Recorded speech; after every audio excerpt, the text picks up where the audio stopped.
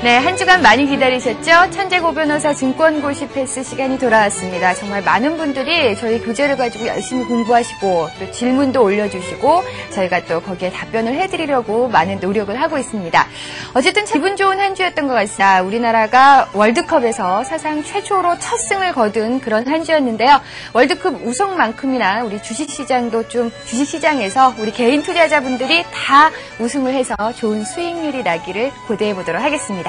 자, 오늘의 주인공 고순덕 변호사 나와 계십니다. 어서 오세요. 안녕하십니까? 예.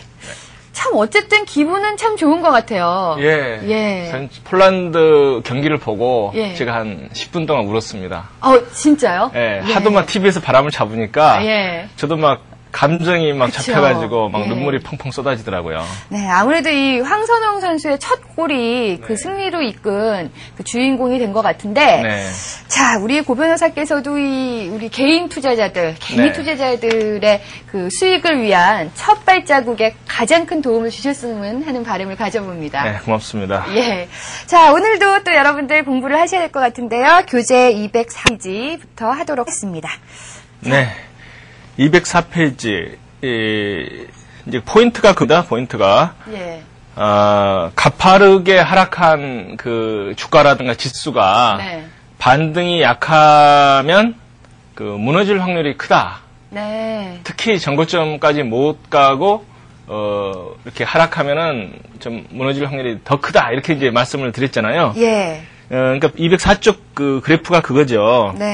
그러니까 원리는 반등하고,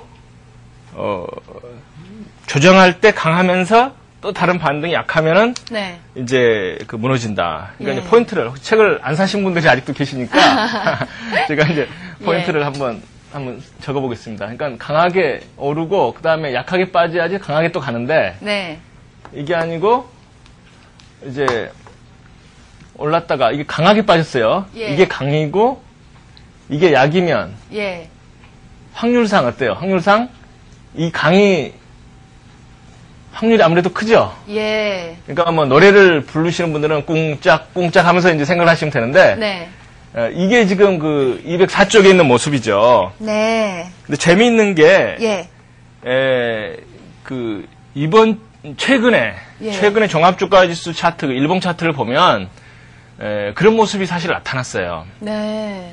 그러니까 제가 이제 지난 시간에 말씀을 때 뭐라고 드렸냐면은, 제가 종합주가지수 일봉 차트 보면서, 이건 그 수렴을 하고 있다. 그렇죠. 분명히 말씀 기억나죠? 수렴을 하고 있기 때문에, 이거 한 방향으로 가게 되면 크게 나타난다. 그렇습니다. 그러니까 그 방향이 정해진 다음에 움직여도 늦지가 않는다. 이게 지금 잘 안 움직이는데요. 그러니까 이게 지금 여기서 수렴했다고 제가 그 말씀드린 기억이 나죠. 그래서 제가 이제 이게 위로 가느냐 밑으로 가느냐 여러 가지 이제 말씀이 있지만 차라리 보고 움직여도 늦지가 않는다. 그러니까 아마 보고 움직이신 분들은 이제 사시면 안 됐겠죠, 여기서는. 그렇죠. 근데 실제로 보면 어떻습니까? 이게 사실은 강이었거든요. 강인데 이게 강이기 때문에 사실은 이제 플러스 마이너스적인 효과가 있는 거예요. 그다음에요. 반등 굉장히 약하잖아요. 그러네요. 그 밀리는 반등, 이게 수렴형이지만, 그러니까 제가 이제 밑이라고 말씀을 드리고 싶어도 수렴형은 차라리 그냥 그 방향 탈출하는 걸 보고 사실 따라가도 늦지가 않기 때문에 제가 이제 그걸 기다리라고 말씀드렸는데 역시 아무래도 확률은 이제 강하고 또 강한 하락이 나오면서 약한 반등에 밀리는 반등이 나왔기 때문에 무너질 확률은 역시 올라가는 확률보다 더 컸었다 말씀을 드리고 역시 수렴형은 방향 탈출한 다음에 강한 흐름이 나오더라 하는 게 지난주에 확실히 실증이 됐습니다. 그렇죠. 자, 그리고요, 그 204페이지의 밑에 그림을 보면요. 사실 이런 그 형태 있잖아요. 올라갔다가 내려와서 옆으로 이렇게 기는 모습을 보면 많은 분들이 이제는 올라간다 이렇게 생각을 하시는데 사실은 하락할 확률이 80%라고 해주셨나요? 그렇습니다. 그 하도 그런 걸 당해가지고 제가 참 그 하방 경직성이라고 말은 정말 제가 몸이 불불 떨려요. 하방 경직성에 하도 많이 속아가지고. 그러니까 저는 정말 의심스러운 게 뭐 증권 전문가라고 하는 분들이 신문에 글도 올리고 심지어는 이제 인터넷 사이트에도 많이 글을 올리시는데 그런 분들이 하방 경직성이란 말을 많이 쓰는데 과연 네. 알고 쓰시는지 저는 정말 묻고 싶습니다. 네. 제 책에서 이제 인용한 차트를 한번 보여드릴게요. 네. 지금 이제 제가 보여드리고자 하는 차트가 예. 이게 지금 그 코스닥의 그 일봉 차트거든요. 네. 이게 작년 6월 달의 모습입니다. 네.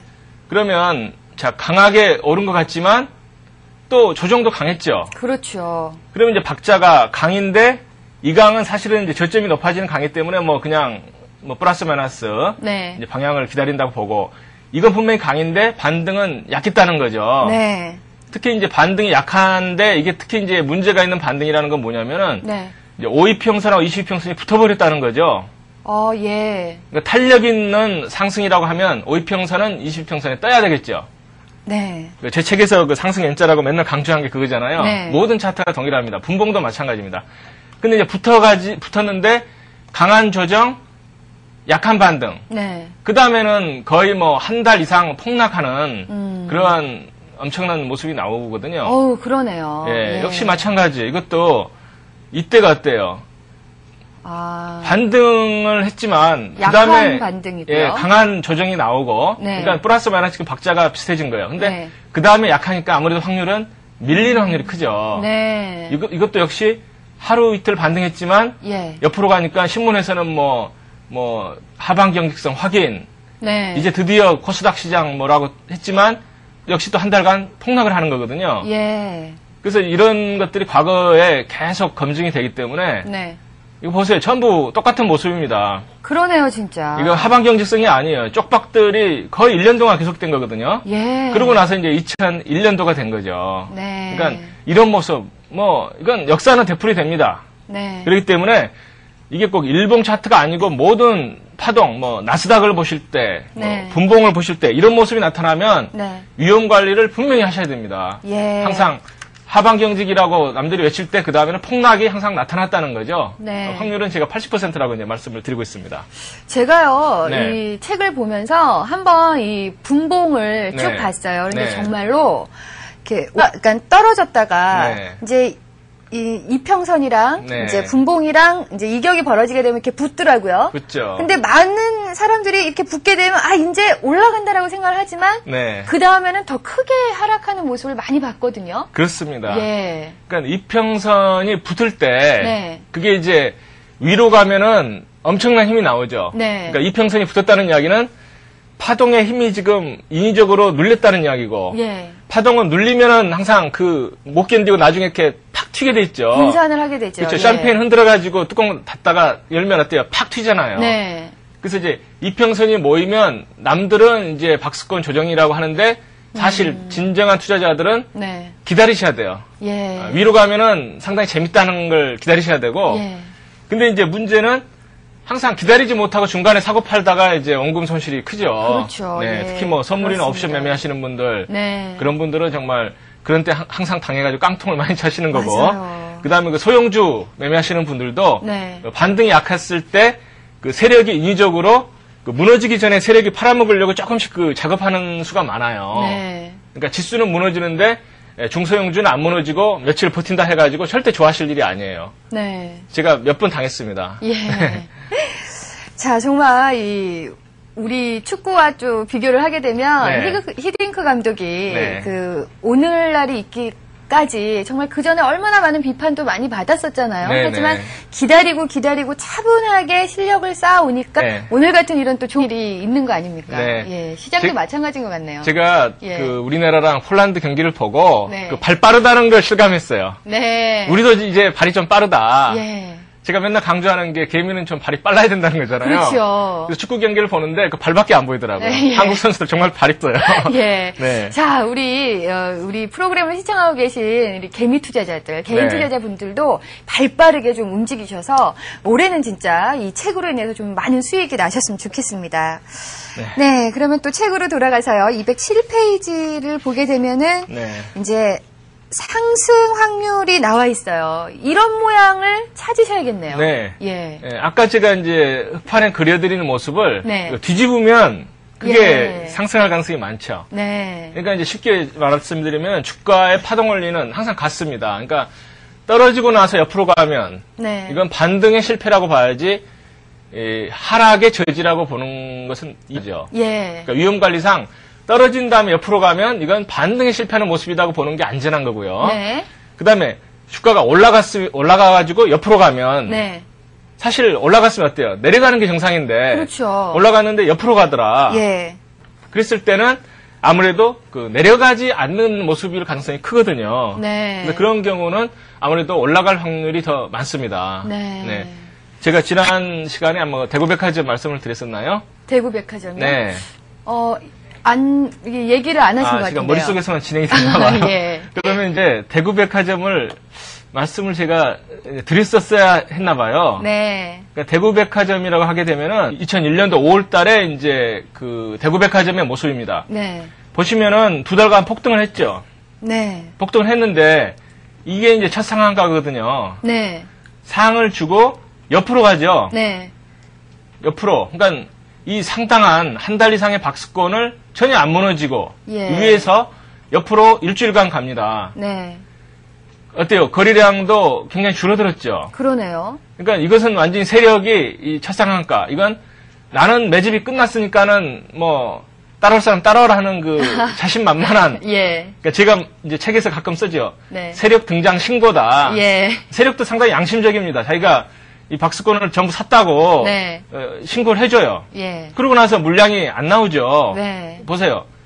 만약에 이제 이게 그 세력이 개입이 안 됐으면 이때 물량들이 뭐 쏟아지겠죠. 그렇죠. 그렇죠. 예. 그래서 이제 이런 모습이 나오면, 그러니까 강하게 뚫었는데 안 밀리고 옆으로 가더라. 네. 하면은 강한 모습이 나올 확률이 굉장히 큽니다.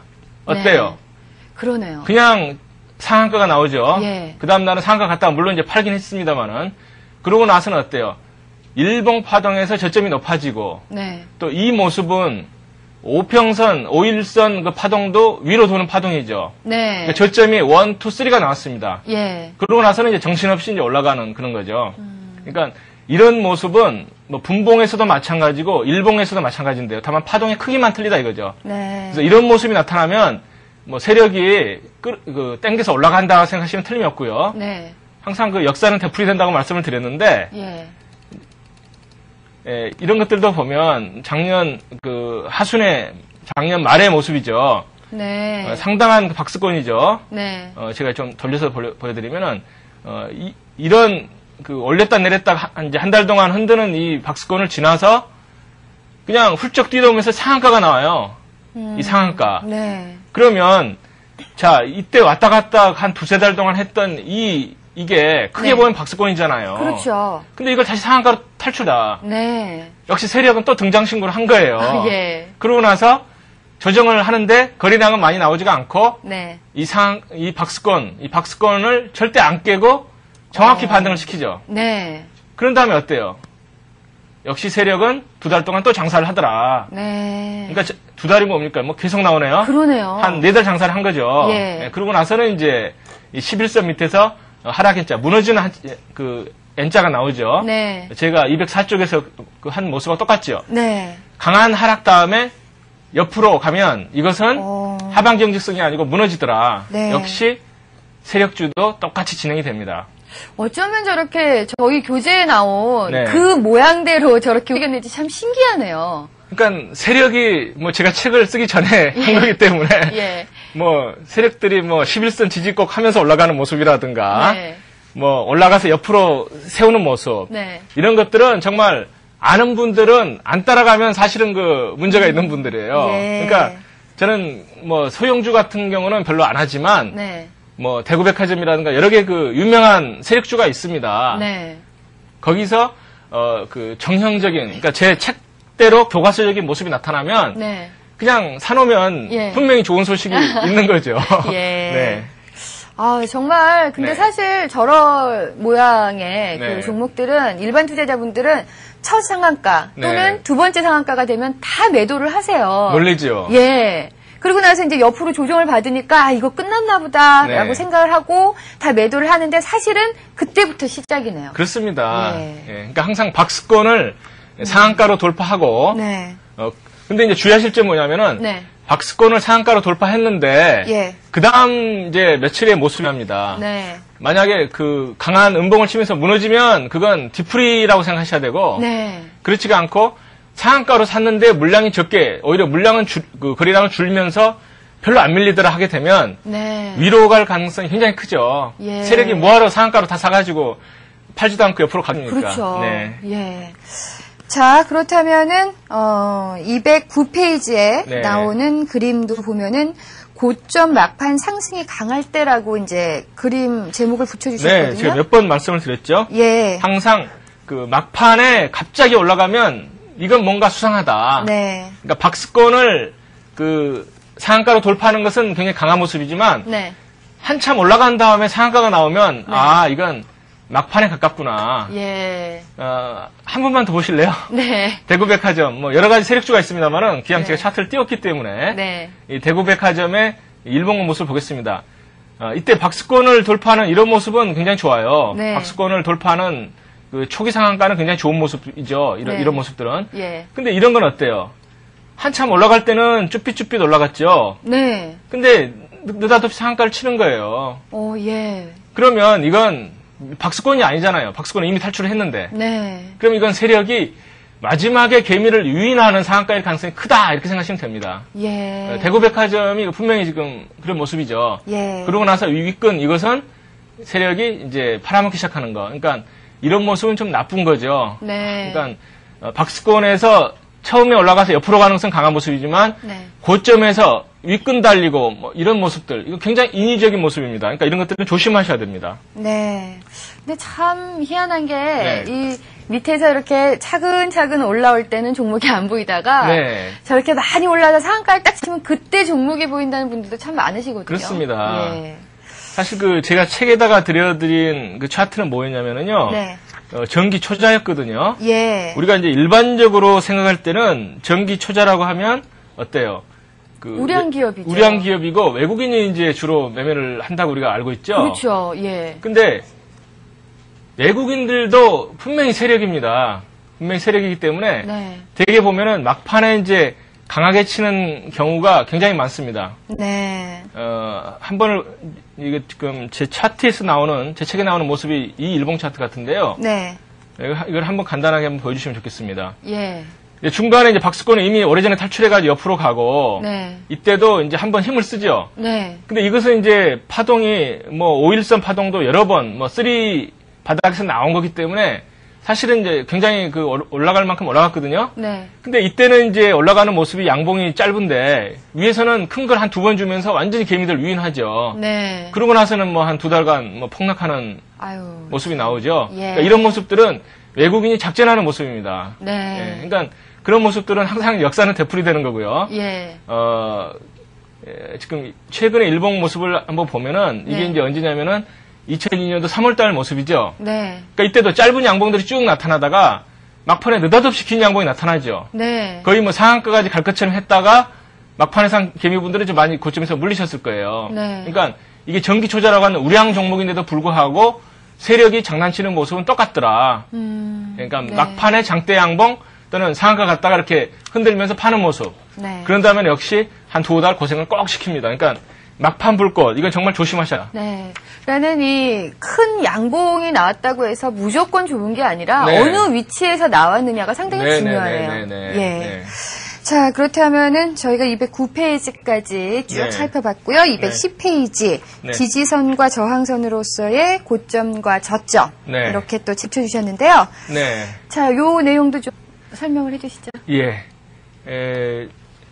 이제 고점과 저점은 뭐 그냥 간단하죠. 네. 그 확률 게임인데 어차피 예. 항상 직전 고점, 직전 저점 그리고 그 이평선이 만나는 곳에서는 항상 주가라든가 지수는 반등할 확률이 상당히 있다. 네. 뭐 우리가 너무나 잘 알고 있는 거죠. 예. 그 정도만 알아두시면 될 것 같고요. 예. 그 다음에 제가 이제 거래량은 한번 유심히 보시라 이렇게 말씀을 드렸는데 네. 항상 그 전고점을 통과할 때 거래량은 그 대형주라든가 그러니까 대형주는 사실은 이제 프로그램 매매 때문에 요즘 너무 좌우되기 때문에 큰 의미가 없고 네. 대형주 부분은 이제 종합주가지수로 보시는 게 낫거든요. 네. 그러니까 종합주가지수 같은 경우는 정말 진정한 상승세라면 직전 고점을 통과할 때 강한 그 거래량으로서 물량을 소화하면서 올라가는 모습이 이제 강한 거고요. 네. 근데 이제 그 이 세라든가 중소형주 관점은 조금 다릅니다. 예. 예, 왜냐면은 장의 흐름은 전고점을 통과할 때 물량이 빵빵 터지면서 그 직전 고점에 물린 그 개미들의 물량을 소화하면서 올라가는 게 정상이고, 네. 중소형주는 직전 고점에서 세력이 샀느냐 아니면 개미들이 샀느냐를 보셔야 되는 거죠. 네. 그러면 과연 세력이 샀느냐 개미가 샀느냐 어떻게 보느냐. 사실 뭐 몇 분 고수분들도 말씀을 하셨지만은 직전 고점에서는 항상 물량은 어느 정도 나와 있죠. 네, 그렇죠. 그렇죠. 근데 직전 고점을 통과할 때 이제 파동 이렇게 그 저점을 높이면서 통과하죠. 쌍바닥으로 통과하는데, 네.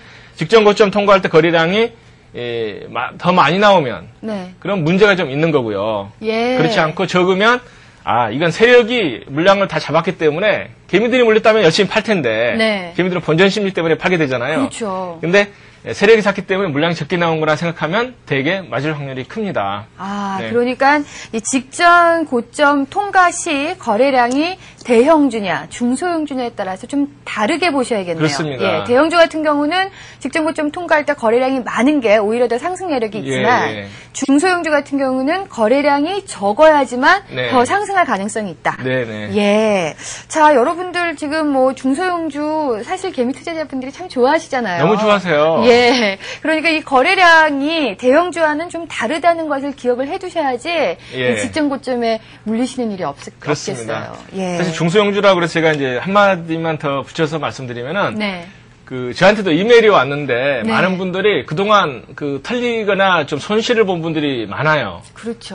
그래서 마음은 급하니까는 자꾸 싼 종목 들어가서 좀 더 많이 올라가서 팔겠다. 이렇게 이제 마음을 가지고 자꾸 중소형주로 가시는데, 네. 실제로 위험은 점점 커지는 겁니다. 네. 소형주로 갈수록 위험은 점점 커지고요. 예. 그 세력이 너무나 장난을 많이 칠 확률이 크기 때문에, 네. 제가 이제 마음이 급한 분들에 대해서는 그런 말씀을 드려요. 차라리 종합주가 지수는 오히려 정직하다. 네. 파동원리로 제가 이제 1권, 2권을 썼습니다만은, 예. 그 파동원리가 더 정확하게 맞는 게 종합주가지수하고 대형주거든요. 네. 시장의 흐름. 그러니까 차라리 제가 권하고 싶은 것은 파동원리를 공부한다면은 종합주가지수 분석하는 건 쉽습니다, 오히려. 네. 그러면은 대형주는 그 지수랑 같이 움직이는 그 프로그램 매매 그 장난이잖아요. 예. 그 외국인들이 장난을 치고 있잖아요. 그렇죠. 그러니까 차라리 종합주가지수를 보고 대형주 반등 시점에서 중대형주를 차라리 매매를 해라. 네. 그러면은 차라리 안전할 거 아니냐. 이렇게 이제 권하고 있습니다. 네. 저희가 중소형주보다는 대형주 쪽으로 오히려 네. 관심을 가지시라는 얘기를 참 자주 해드리고 있어요. 네네. 근데 정말 이 많은 분들이 이 주식 수에 관심이 많기 때문에 네. 그러시는 것 같은데, 사실은 10만원짜리 10주나 만원짜리 네. 100주나 마찬가지거든요. 그렇습니다. 퍼센트로 올라가기 때문에 그렇죠. 결코 이 수익률에서 전혀 뒤지지 않는데, 예. 이 100주와 10주의 차이 때문에 네. 그 대형주를 잘 못 사시는 것 같아요. 이상하게 올라갈 때 그 주도주라고 하는 선도주 되게 네. 대형주가 많잖아요. 그렇죠. 근데 보면은 항상 그 대형주가 상승률이 컸습니다, 역사적으로. 네. 그러니까 그 검증이 된 거기 때문에 시장 흐름이 상승으로 전환될 때는 어떤 그 중소형 세력주보다는 대형주를 차라리 쫓아가는 게 세력이 그렇죠. 크다. 예. 자, 여러분들 이제는 슬슬 관심을 좀 대형주 쪽으로 네. 옮기셔서 좀 쉽게 매매를 하시는 게 좋을 것 같습니다. 네. 자, 그렇다면은 교재로 돌아와서 저희가 213페이지를 네, 이동평균선 분석. 예. 제가 이제 이동평균선 분석에 관해서는 뭐 책에다가는 골든크로스, 그리고 골든크로스하고 데드크로스라는 게 그것만 보고 쫓아가기는 좀 이용 부담이 크다. 네. 특히 그 골든크로스가 나왔을 때 오히려 그 단기적으로 많이 조정을 받고, 네. 특히 하락할 때 그 단기적인 골든크로스는 별 의미가 없다는 걸 제가 이제 강조를 해드렸고요. 네. 아마 제가 이 강의를 시작했을 때 처음에 한 둘째 시간, 셋째 시간에 그 설명을 좀 많이 드렸습니다. 그래서 제가 좀 넘어가고 싶고요. 예. 219쪽으로 가서 N자형. 네. 이것을 한번 봤으면 좋습니다. 이 N자형이 아마 고 변호사께서 가장 좋아하는 모양이라고 제가 알고 있거든요. 예, 그렇습니다. 예. 실제로 이제 그 파동원리 분석법에서 보면은, 네.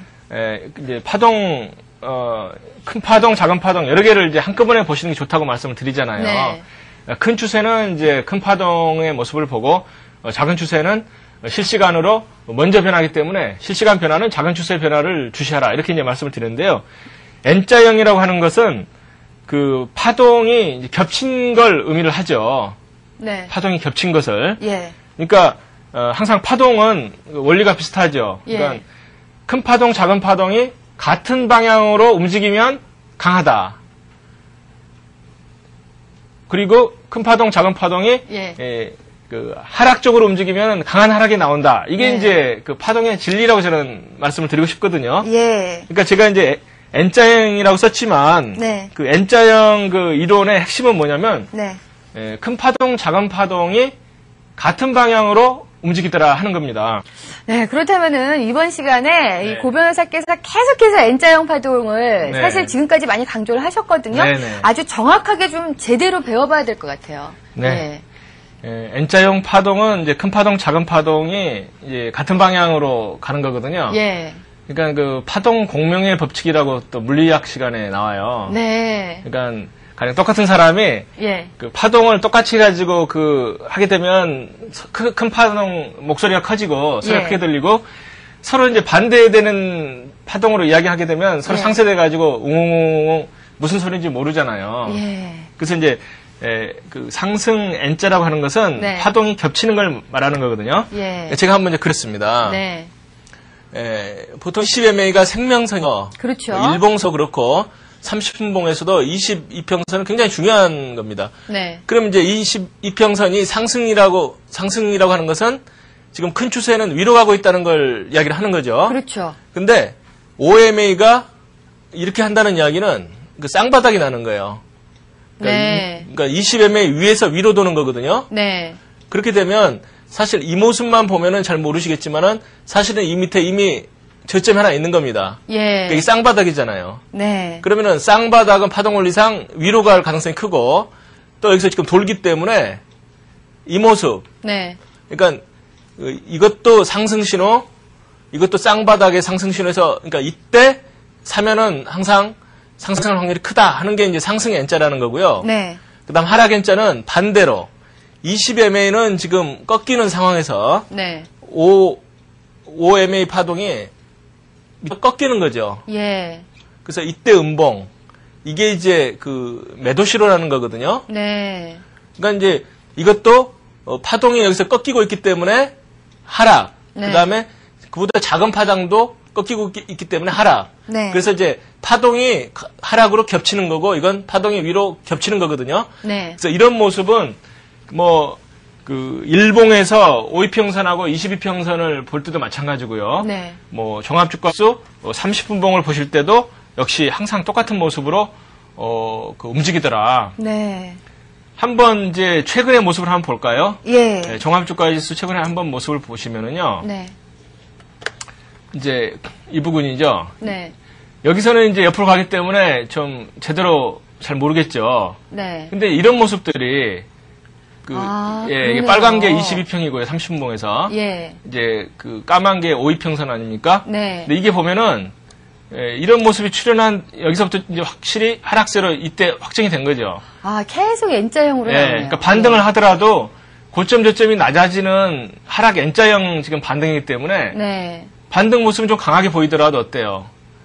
그날 아침에, 그 다음날 아침에 다시 하락 N자가 나온 거죠. 그러네요. 그러니까 이때는 위험관리상 떨어질 확률이 크다고 생각을 하셔야 되는 거거든요. 네. 역시 이것도 계속 그 하락 N자를 만들어주잖아요. 네. 그러니까 그 종합주가의 30분봉에서 이런 모습이 나오게 되면 예. 시장이 점처럼 회복되기 어렵다. 예. 그러니까 이때 보면 이제 이거 비로소 거의 비슷한 그 쌍바닥 비슷한 거죠. 네. 그 모습이 나오면서 이제 겨우등을 하는 모습이 나오고 있습니다. 그러니까 이것은 이제 폭락에 따른 이제 기술적인 반등이죠. 네. 그래도 역시 쌍바닥 비슷한 데서 나오더라. 그렇다면 저 부분에서 만약에 네. 상승으로 전환하기 위해서는 네. 5이평이 다시 이제 N자형으로 위에 올라가서. 위에 올라가서 22평 쪽으로 가다가 다시 상승으로 가야지 예. 이제 상승 전환이라고 볼 수 있겠네요. 그렇죠. 네. 그러니까 정말 신중한 그 투자자라고 하면은 네. 22평 밑에서 그 어떤 바닥을 주고 특히 외바닥에서 사는 것은 정석이 절대 아니고요. 네. 22평 위에서 상승 N자가 나올 때 그 네. 초기에 예. 초기에 사는 게 굉장히 안전하다고 말씀을 드릴 수가 있죠. 네. 네. 자, 지난번에 뭐 컴퓨터 옆에다가 W와 N자를 네. 써놓으라 그러셨는데, 네. 이번에 하나 더 써놓으셔야겠네요. N도 하나 써놔야겠네요. 예. 그쵸. 예. 자, 그렇다면은 지금 그 N자형. 네. 네, 저희가 상승, 하락 다 배워봤고요. 네. 자, 지지선과 저항선으로서의 이평선. 네. 이제 223페이지인데. 네. 자, 그 부분도 좀. 네, 이것도 사실은 아까 이제 뭐 말씀을 드리는 거랑 마찬가지입니다. 예. 제가 책에다가는 정말 많은 이야기를 써놨죠. 네. 제가 지금 책을 다시 이렇게 읽어보니까 네.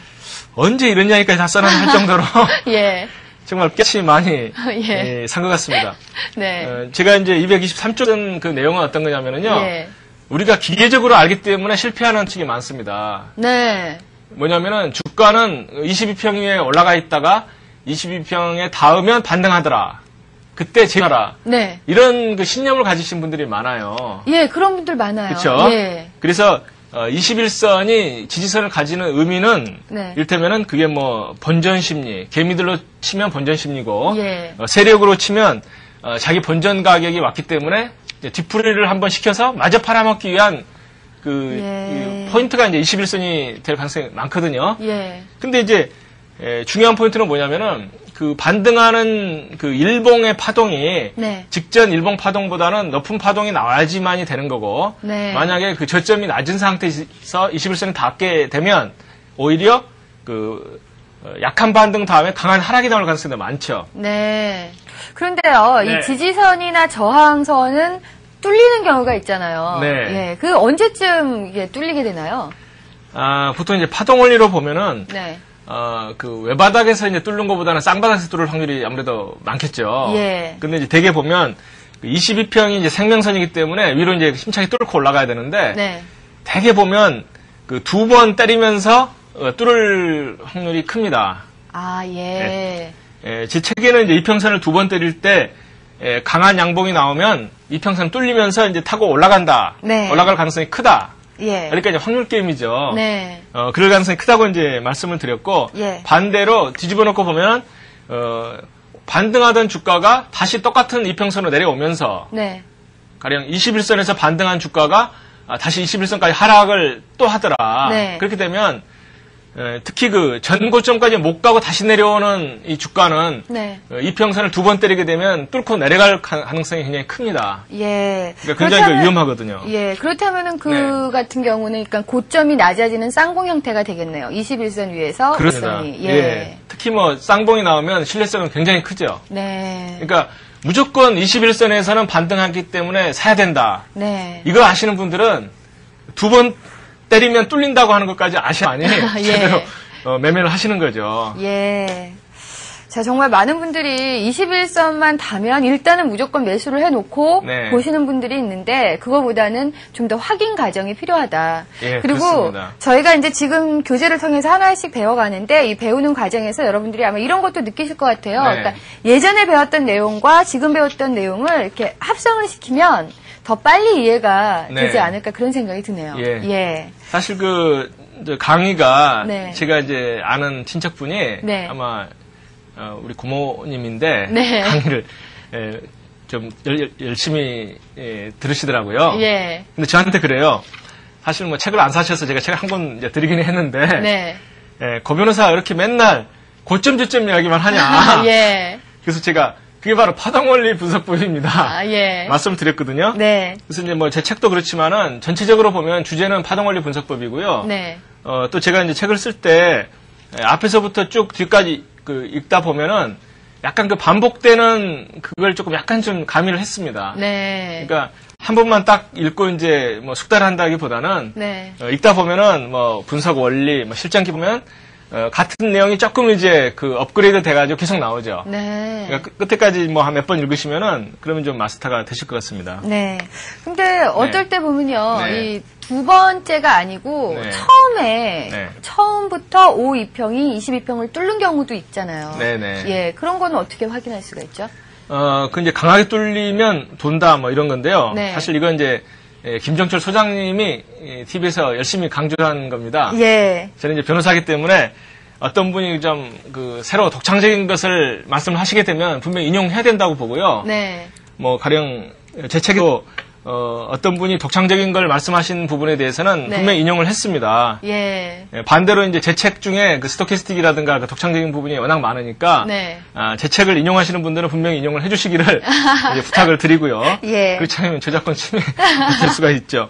아니 누가 감히 그 변호사께서 쓰신 책을 함부로 인용을 하겠습니까? 근데 대한민국은 좀 베껴먹는 그게 아직도 좀 많이 남아있어요. 예. 제가 뭐 책을 쓸 때 좀 참고문헌이 없어가지고 좀 애를 많이 먹었습니다만은. 네. 그러니까 이제 강하게 뚫리면 돈다. 그러니까 보통 2번을 때리면 깨질 확률이 많다. 네. 또 이제 밑에서 이평선을 강하게 2번 때리면서 이렇게 올라갈 확률이 많다. 이렇게 말씀을 드렸는데. 네. 반대로 굉장히 큰 양봉으로 또는 상한가로 이평선을 뚫을 때 추세가 전환될 가능성이 크다는 생각을 하셔야 됩니다. 네. 예, 그렇잖아요? 예. 왜냐하면 그게 이제 역시 파동 원리에서 나오는 거예요. 뭐냐면은 항상 강한 파동, 그 다음에 약한 조정은 강한 쪽으로 간다고 하는 게 파동 원리잖아요. 그렇죠. 예. 근데 막판에 바닥에서 약하게 이렇게 이제 막판에 떨어지죠. 네. 근데 느닷없이 장대 양봉, 특히 또 상한가가 나왔다 했을 때는 네. 혹시 이게 상승 전환이 아닌가를 한번 생각을 하신 거죠. 네. 근데 이제 저 같으면 항상 위험 관리를 강조하기 때문에 바닥에서 강한 상승이 나왔다고 해가지고 바로 쫓아가지는 마시라 항상 제가 강조를 하죠. 그렇죠. 예. 왜냐하면은 강한 상승 다음에 약한 반등을 보고 그 다음에 이제 쫓아가는 게 정석이다 이렇게 네. 이제 말씀을 드리고 그렇지만 매도는 역시 위험 관리상 빨리 하시는 게 좋죠. 그렇죠. 그러니까 고점에서 특히 5일선이라든가 22평선을 깨는 장대 음봉이 나왔을 때는 네. 그게 외봉에서 나왔다고 하더라도 추세가 잘해야지 혼조세 내지는 박스권으로 갈 확률이 크잖아요. 네. 그렇기 때문에 위험관리상 고점에서 장대 음봉이라든가 특히 차트한가는 무조건 매도 신호고요. 네. 장대 음봉은 외봉이라고 하더라도 매수를 준비를 하셔야 된다. 이렇게 이제 말씀을 드리는 거죠. 네. 그러니까 일단은 52평이 22평을 강하게 뚫더라도 네. 강한 상승, 약한 조정, 강한 상승, 이 두 번째 강한 상승에서 매수에 들어가시고 네네. 매도 같은 경우는 강한 하락, 첫 번째 하락에서 일단은 매도를 하시고 매도할 준비를 하시는 거죠. 예. 그게 이제 특히 한가가 아니라면 네. 분해도도 가능합니다. 왜냐하면 잘 올라가던 주가가 음봉 하나 네. 가지고 세력이 물량을 다 털지를 못해요. 그렇겠죠. 물량이 그렇잖아요. 워낙 많으니까. 네, 세력은 예. 멀쩡하게 올라가던 그걸 다 털 수가 없기 때문에 그렇죠. 뒷북 한번 시킵니다. 네. 그러니까 강하게 장대 음봉을 치고 그 다음에 이제 반등이 약한 음봉이나 양봉들이 나오죠. 네. 그냥 지지부진한 그게 나오죠. 예. 그러니까 그런 모습에서 팔아주면 되는 거거든요. 예. 한번 휴맥스라고 한번 보여드릴까요? 휴맥스요. 네, 휴맥스 예. 참 우량 종목이고. 그쵸. 외국인들도 많이 들어가는 종목이잖아요. 네. 예, 제가 보여드리는 게 휴맥스의 일봉 차트거든요. 네. 고점에서 보면 이때는 사실 세력이 네. 이 물량이 중간에 한번 판 거 같이 이렇게 이제 보여지는데 네. 이때 보면 어떠냐면은 이 장대 음봉이 나왔죠. 네. 전날에 양봉을 압도하는 음봉이 나왔기 때문에 이때는 조심 신호라고 말씀을 드려. 네. 그래서 이때 이제 아마 세력은 어느 정도 이 부분에서 이제 팔고 있었을 겁니다. 근데 네. 그 다음에 양봉 음봉이 굉장히 지지부진하면서 네. 제가 지난 시간에 말씀드린 일봉 파동이 여기서는 이제 밑으로 전환이 됐죠. 네. 이 모습은 이제 일봉 파동상 하락이 확인된 모습입니다. 네. 보이잖아요? 예. 그러고 나서는 정신없이 빠지는 걸 볼 수가 있죠. 예. 그래서 이런 모습들, 그러니까 장대 음봉이 나오면 강한 종목은 한 번에 무너지진 않지만 그 다음에 지지부진하면서 이런 네. 윗끈들 까먹은 모습들이 나타나면서 이때 이제 생각을 하셔야 되고 네. 특히 이 모습은 굉장히 나쁜 모습이에요. 네. 얼른 생각할 때는 어때요? 하방 경직성이 또 생각나죠? 예, 저점에서 매수세가 들어오는 듯한 느낌을 주는 모습이거든요. 그렇죠. 예. 근데 이제 나쁜 모습이라고 한 건 뭐냐면은 네. 제가 이제 233쪽에 예. 11선의 중요성을 말씀을 드렸죠. 네. 상승할 때 11선에 지지받고 올라가더라. 네. 근데 하락할 때도 마찬가지예요. 하락할 때도 세력이 붙은 종목은 그 21선 밑에서 완전히 꺾일 때까지 그 버텨주는 게 아니고 네. 11선에서 미리 돌아버려요. 예. 그러니까 그 휴맥스를 다시 한 번만 이제 본다고 하면 조금 예. 전에 그 의미 이게 지금 핑크선이 이 선이 지금 11선이거든요. 네. 그러니까 11선을 못 벗기고 반등 실패하잖아요.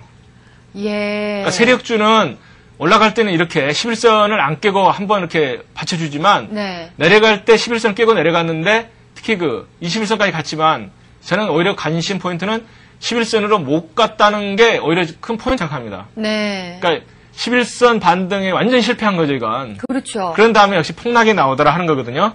그래서 만약에 저기서 네. 상승을 하려면은 네. 11선을 돌파하면서 다시 강하게 타고 올라갔어야 되죠. 강한 상승이 나와야 되는 거고요. 네네, 그렇습니다. 예. 그래서 11선 반등에 실패하는 모습들이 네. 뭐 종합주가지수, 중소형 세력주, 예. 특히 중소형 세력주에서도 이 기법은 잘 맞습니다. 네. 그리고 분봉에서 잘 맞아요. 네. 왜냐면은 모든 사람의 심리는 같거든요. 그렇죠. 그러니까 파동이 이제 파동 크기가 문제이기 때문에 네. 세력주들도 가령 그 10분봉이라든가 30분봉에서 그 12평을 못 깨고 밑으로 이렇게 도는 모습이 나오면 일단 한번 던지고 보는 게 안전한 투자 기법입니다. 네.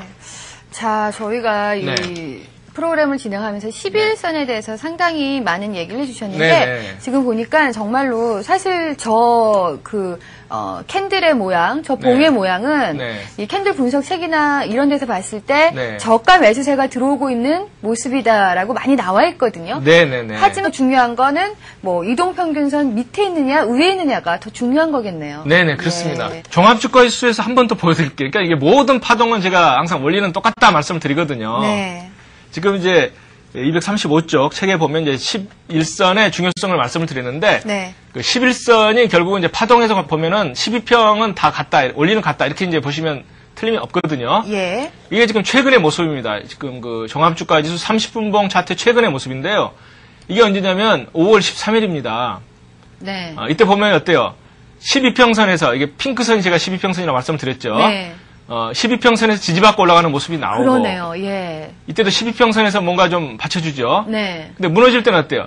이게 지금 핑크선인데, 네. 12평선인데, 12평선에 올라가는 게 실패가 됐죠, 이때. 네. 그러니까 얼른 보면은 상승 N자형으로 볼 수도 있지만, 중요한 포인트는 12평 지지에 실패했다는 겁니다. 네. 그러니까, 그, 종합주가지수 30분봉 차트가 12평선에 올라가는 게 실패한 거예요. 네. 이때 음봉으로서 실패를 했죠. 예. 그 다음에 역시 폭락이 나오더라. 네. 그러니까 이런 그 12평선의 중요성은 그 모든 파동에서 항상 다 동일하게 적용된다고 말씀을 드릴 수가 있습니다. 네.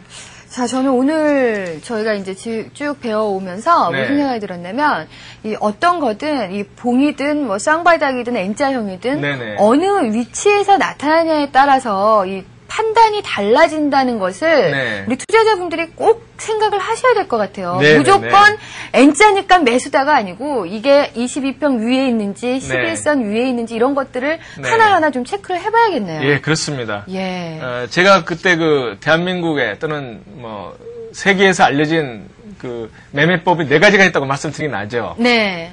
뭐 추세선 매매법, 예. 뭐 이평선 매매법, 이평선 매매법. 그다음 파동원리 매매법, 네. 그다음 박스권 이제 돌파 매매법 말씀을 드렸는데 예. 사실 그 파동원리 분석법이 가장 기본입니다. 네. 그건 이제 모든 파동에 다 적용이 되지만 예. 그 보완을 할 때 그 이평선 가지고 좀 보완을 하시라 예. 말씀을 드렸고 네. 이평선 가지고 보완을 하실 때 그 22평하고 12평을 쓰시고 네. 그 중에서 좀 빠르게 움직이는 종목, 세력 같은 경우는 이제 12평 같은 걸 유심히 보셔야 되고, 네. 일단 22평은 생명선이기 때문에 이게 깨지게 되면 뭐 위로 돌파되든 아래로 돌파되든 간에 추세 전환에 강한 그 확률을 보여준다. 이렇게 이제 말씀을 드렸다. 네.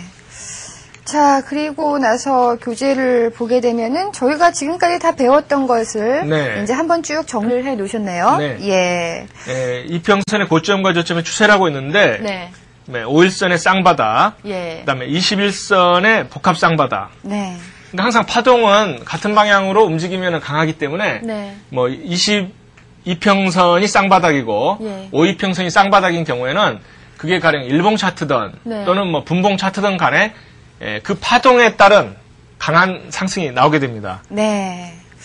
자, 이렇게 해서 지금 뭐 저희가 이동평균선이나 뭐 파동에 네. 대해서 조금 배워봤어요. 네. 예, 참 많은 분들이 도움이 되셨을 것 같은데, 근데 저희가 맨 첫 시간에 네. 이 교재를 갖고 시작하는 거의 첫 시간에 스토캐스틱에 대해서 네. 저희가 배워봤기 때문에 네, 정말 네. 많은 분들이 스토캐스틱 신드롬까지 일어났다 이런 네. 얘기를 많이 하셨거든요. 네, 네. 네, 이제 교재에 보니까 스토캐스틱 분석이 또 나왔네요. 네. 예. 스토캐스틱을 이제 지난번에 말씀드린 것은 정말 그 기초 중에서 기초입니다. 예. 그러니까 앞부분만 보고 그냥 매매하시다가 막 헷갈리신 분들이 저한테 질문을 엄청 많이 해주시고 계세요. 아유, 저희 사이트에도 그쵸? 이 시청자 의견란에 스토캐스틱에 대한 질문이 너무너무 많았어요. 그쵸? 예. 그래서 제가 이제 지금부터는 스토캐스틱 뭐 특집은 아니지만 네. 뭐 책 순서에 따라서 상세하게 이제 말씀을 드리려고 합니다. 네. 네. 스토캐스틱이라고 하는 것이 이제 그 어떤 뭐 증권사 차트에는 제대로 지원이 안 된다 해가지고 이제 그런 분들도 있는데 네.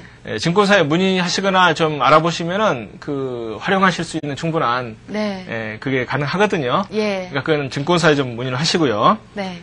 제가 이제 그 말씀드리고자 하는 것은 이제 그겁니다.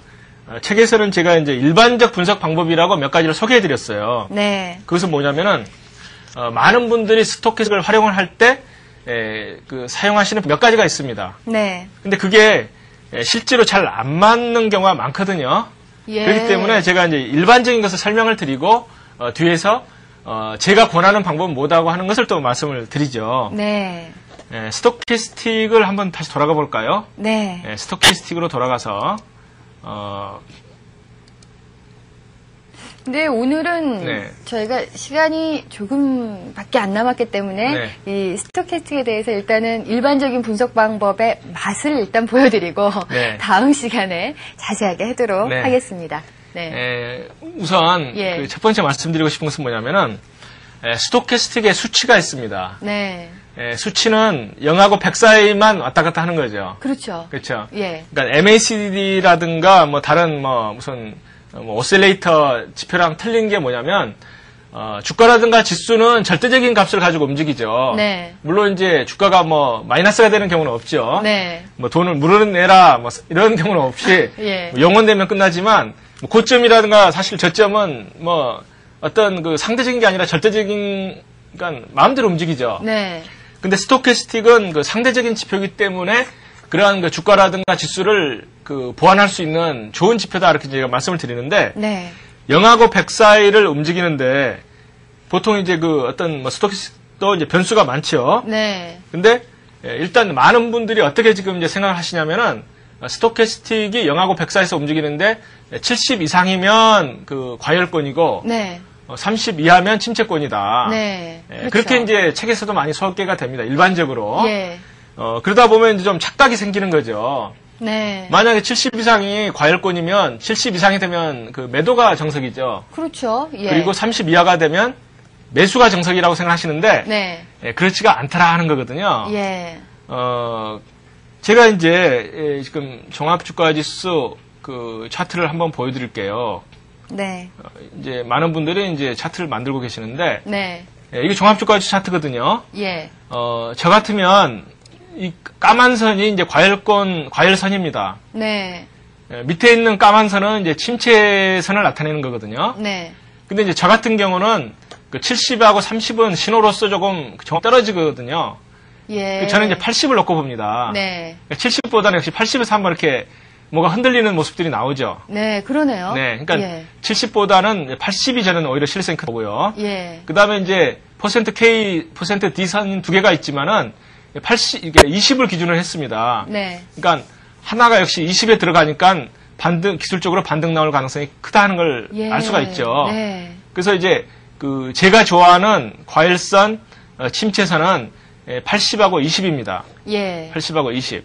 아, 그러네요. 예, 80하고 20이 오히려 저는 이제 잘 맞다 이렇게 이제 보고 이제 아예 그냥 그 변수를 고정을 했는데요. 네. 근데 주의하실 점은 그 단순하게 70 이상에서 팔고 가령 30 이하에서 또는 20 이하에서 사는 기법은 정확하지가 않아요. 네. 그러니까 이럴 때 보면 어떻습니까?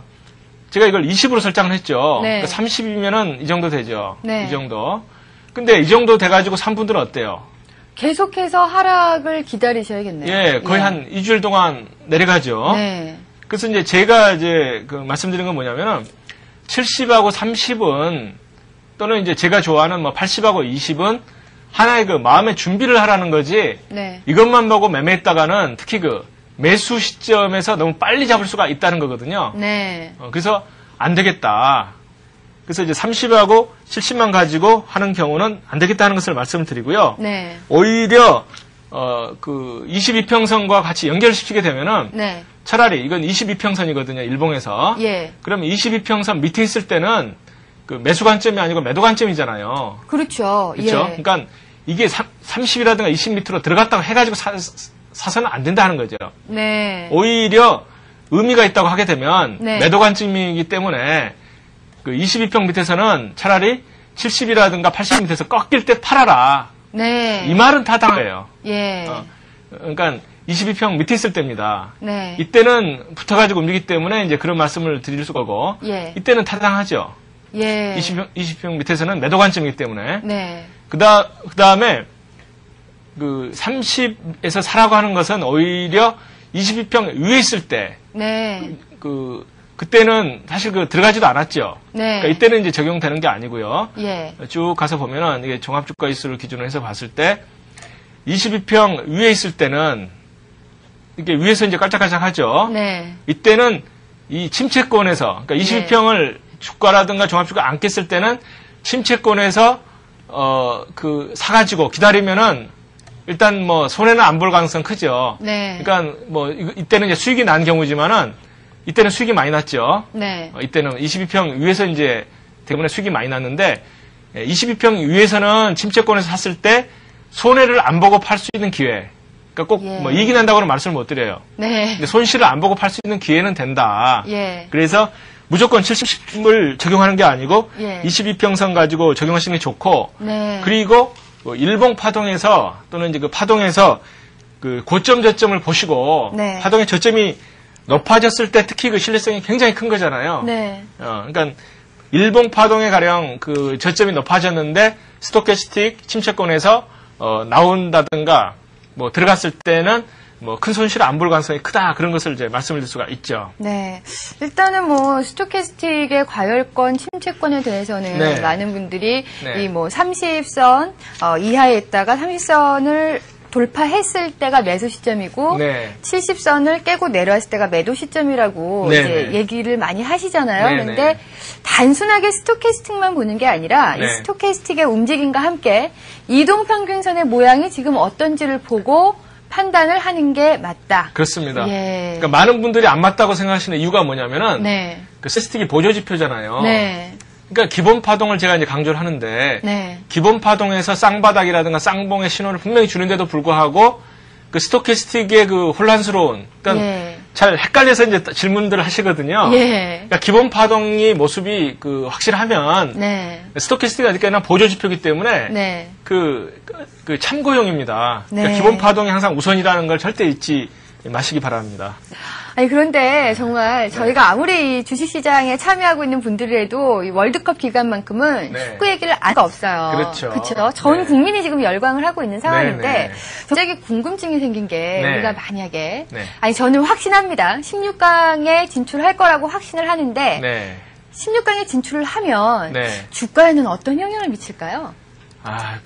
사실 많은 분들이 예. 월드컵 때문에 2002년은 정말 주가가 괜찮을 거다. 그렇죠. 이렇게 이제 다들 참 기대를 많이 하셨죠. 예. 제가 며칠 전에 신문을 보니까 예. 월드컵 뭐 수혜주라고 또 발표가 되더라고요. 네. 그러니까 뭐 증권사 그 애널리스트 이런 분들이 정말 제가 볼 때는 좀 너무 과잉 친절을 베푸세요. 네. 그러니까 아예 뭐 월드컵 때문에 어떤 종목이 수혜를 받는다 해가지고 뭐 표까지 다 짜가지고요. 뭐 네. 종목 이름까지 다 있어요. 그렇죠. 일단은 뭐 노출된 재료에 너무 흥분하거나 큰 기대를 갖는 것보다는 냉정하게 보는 게 좋지 않을까라고 말씀을 해주셨습니다. 자, 오늘도 참 좋은 강의 해주셨죠? 고승덕 변호사였습니다. 감사합니다. 네, 그렇습니다. 응원은 정말 열광적으로 흥분하면서 열심히 해야겠지만 주식시장을 바라보는 눈에는 평정심과 냉정심을 잃지 않는 것이 무엇보다 중요할 것 같습니다. 네, 저희는 다음 주에 더 알찬 내용 가지고 다시 찾아뵙겠습니다. 지금까지 시청해주신 여러분 감사합니다.